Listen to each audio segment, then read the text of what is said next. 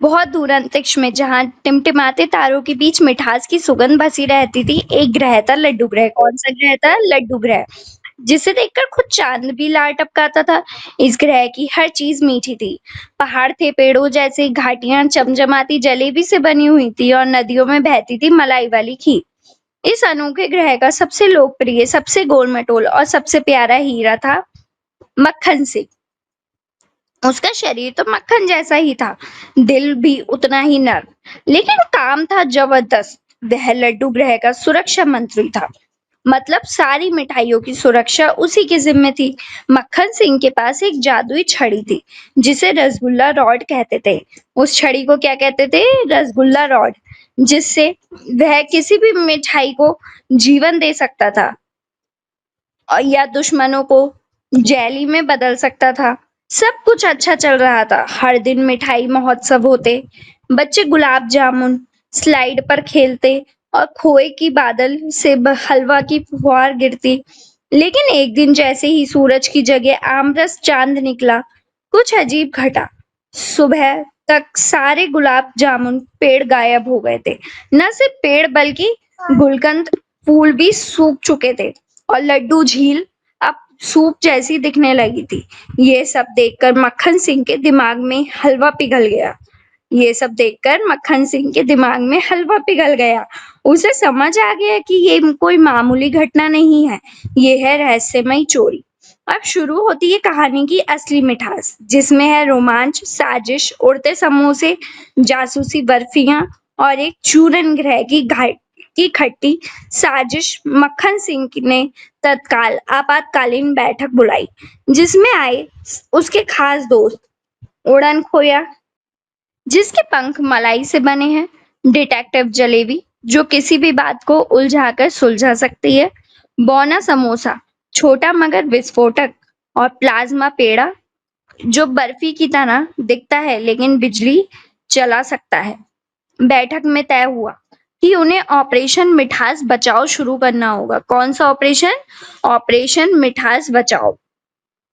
उसके पास सिर्फ 7 दिन थे, वरना लड्डू ग्रह पूरी तरह खट्टा हो जाएगा और चॉकलेट ग्रह का शासन आ जाएगा, जो नमक को मिठास में मिलाकर सब खराब कर देता था। जांच करते करते टीम पहुंची झूठी मिठाई की घाटी, एक ऐसा स्थान जहां मिठाइयां बोलती हैं लेकिन झूठ। वहां मिला एक अजीब प्राणी, झूठा पेड़ा, जो कहता कुछ और है लेकिन सोचता कुछ और। मक्खन सिंह ने उसे अपनी छड़ी से थोड़ा सच बोलने वाला दूध पिलाया। तब जाकर उसने बताया कि गुलाब जामुन चोरी हुए हैं और चूरन ग्रह में रखे गए हैं, एक ऐसा ग्रह जहां मिठास पर पाबंदी है, सब कुछ खट्टा, कसैला और तीखा है। उस ग्रह का शासक था कड़क टॉफी, जो बचपन में मिठाइयों से जलता था क्योंकि उसका कोई भी दोस्त उसका जन्मदिन नहीं मनाता था। टीम ने तुरंत उड़न हलवे की सवारी ली और नींबू कॉमेंट की दिशा में चूरन ग्रह की यात्रा शुरू की। रास्ते में उन्होंने पार किया इमली तूफान, जहां इमली की बूंदें इतनी खट्टी थीं कि खोया तो सिकुड़ गया। उड़न खोया की मलाई गलने लगी, लेकिन मक्खन सिंह ने अपनी रसगुल्ले छड़ी घुमाकर इमली बूंदों को टॉफी बना दिया। बच्चे खुश, मिशन आगे बढ़ा। चूरन ग्रह में घुसते ही एक भयानक दृश्य दिखा। वहां मिठाइयां और वहां मिठाइयों को जंजीरों में बांधा गया था और गुलाब जामुनों को एक विशाल फ्रिज में बंद कर दिया गया था, जिस पर लिखा था अब कोई मीठा नहीं। क्या लिखा था? अब कोई भी मीठा नहीं। कड़क टॉफी का किला था, नींबू सीटी, जहां सिपाही थे, अचार गोली सैनिक, जो घर घुसपैठिए को खट्टे चटपटे डायलॉग्स मारते थे। बौना समोसा ने अपनी चतुराई से उनके तलवे गुदगुदा दिए। अब सब हंसी में पिघल गए। अंदर जाकर डिटेक्टिव जलेबी ने देखा कि कड़क टॉफी की सबसे बड़ी कमजोरी थी जले हुए बर्थडे केक की तस्वीरें। उसने पता लगाया कि बचपन में सबने उसे छोड़ दिया था और तभी से वो मिठाई से नफरत करने लगा। अब मक्खन सिंह ने एक योजना बनाई। पूरे चूरन ग्रह में खट्टा मीठा महोत्सव का आयोजन किया गया, जहां पहली बार अचार और रसगुल्ला एक साथ परोसे गए।